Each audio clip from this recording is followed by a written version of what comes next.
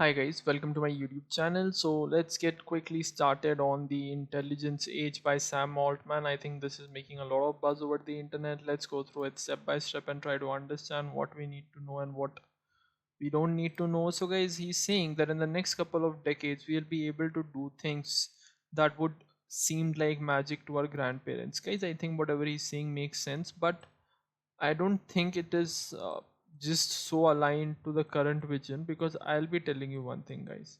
Just imagine yourself in 3 to 4 years back. If you have been working on data science or any other domain, just tell me that even a sentiment classification model, right, which had super high accuracy, was not possible. Even having models which would just have like text to image, which is not a very base advanced requirements, these type of things were also not super aligned, or basically we couldn't get those sort of accuracies to move the systems into production. But now there seems to be some magic going on for sure. So the thing is that, guys, it's not just for our grandparents. To us also this might seem magic only, and I fully am aligned with this thought. The phenomena is not new, but it is newly accelerated. So as we all know, guys, AI development is largely accelerated without because of two three things. One is transformers, another one is high availability of raw data, and the third one, which is very important, is, guys, the funding. See, without funding you can't do anything in this space. Specifically, if you're trying to build up AI systems like foundational models, they require compute, and they are going to be just the main thing right now is figuring out and scaling up. That's it.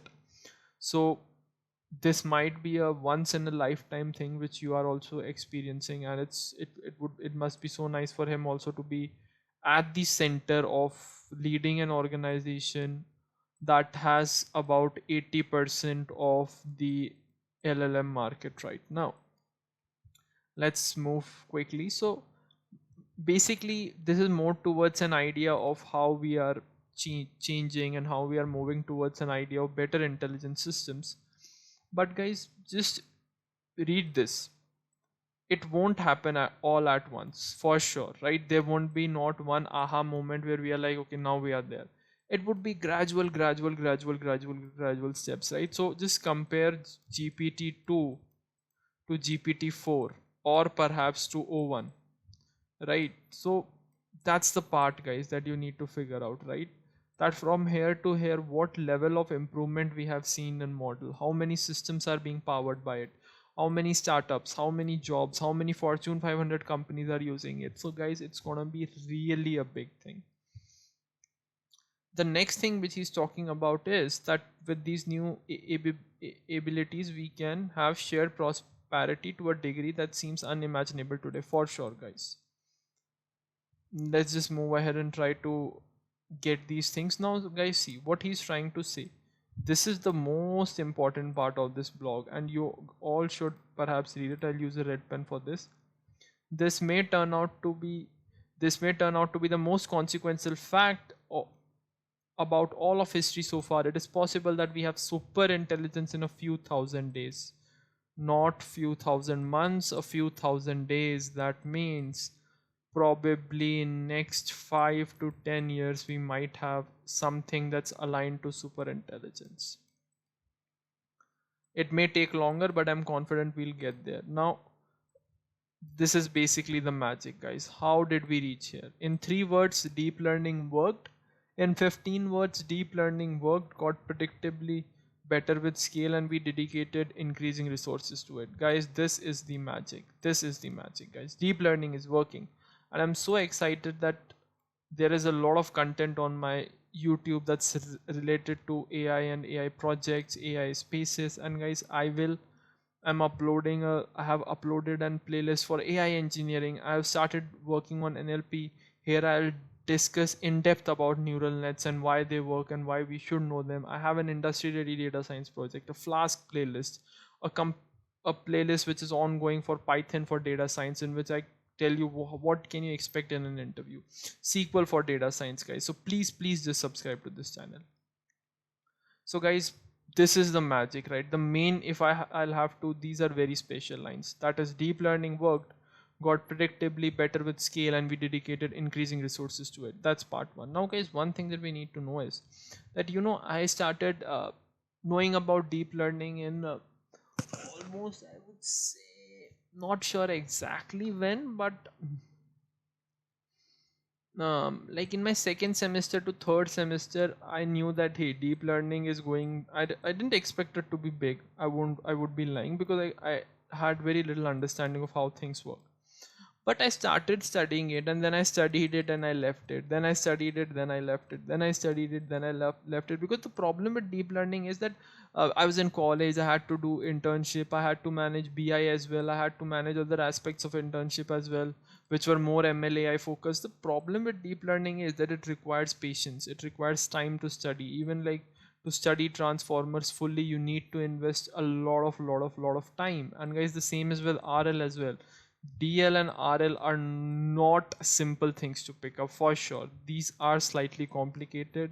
You need to have good mathematical and statistical understanding of things. So that's there. And guys, basically what deep learning does is that it finds pattern in data which doesn't follow a normal distribution. So let's say you have worked upon linear regression, right? It basically says that, hey, this is what is happening, you need, your data needs to be normally distributed, don't have outliers, and there are so many assumptions. So in nature or in real life, guys, these rules and everything are not followed. So that is where deep learning works. It tends to find out patterns when your data doesn't follow any pattern. So that's the magic of deep learning. And guys, here, this is also very important thing that you must read, that is, AI models will soon serve as autonomous personal assistants. Okay, this is going to happen, guys, okay, very soon, who can carry out specific tasks on our behalf, like coordinating medical care on your behalf. At some point down the road, AI systems are going to be making next generation systems and making scientific progress across the board. This is very important, guys. And guys, this is more like the phase, right? Stone age, agricultural age, industry age, tech age, and intelligence age. Now we are in intelligence age, guys. And guys, we need to be very much aligned with the vision which companies like OpenAI have. One thing is for sure, that there would be some positives, there would be some downsides, but for every revolution we have had these same things, right? The job market would disrupt, the labor market would disrupt, maybe I'll be irrelevant in the next decade or two, and guys, who knows what will happen. So the main thing is that we need to keep a very close eye on this thing, guys. We have models which can reason. Okay, some people are like that, hey, Owen cannot solve something to 100% extent. They can't even think that you have a system which has PhD level understanding. It itself is a big thing, guys, right? Just imagine, this itself is a big thing, that you have people who are more smarter than humans. I can tell you guys, O1 is smarter than 99.5% of the coders. Tell me if I'm wrong, guys. Just tell me. Do you think 99% of 99.5% people who do coding are not smarter than O1, guys? They are weak coders. Even I am a weak coder only, and that's okay. That's not a like a bad thing to be in, but we need to find out ways in which we can leverage AI in order to boost our own productivity. Now we'll be having, we don't know what we'll be exactly doing after 10 years, 20 years, right? There is no guarantee of what the future would be, right? We all be doing something else, and that's what Sam believes, that it has been a progression, right? We have been moving from one age to another age, and we have found out something that's just magical, right? So maybe once the basic amenities get fulfilled, I'm not sure how we'll move ahead and proceed. So guys, this would be surely magical. Stay tuned on my channel, stay tuned on the AI circuit, guys. It's the best time to be part of this community. And guys, the idea of intelligence is slightly subjective and flawed to me. I won't be lying, guys. Still, even I am saying, still, just GPT 3.5 turbo model which we had, just this model, guys, just this model, if used properly in organizations, can do magic. Can do magic. The only thing is about figuring out where we can use it. Now we don't use it, now it's outdated, right? they have sort of rested it. Now we have GPT-4o mini, right?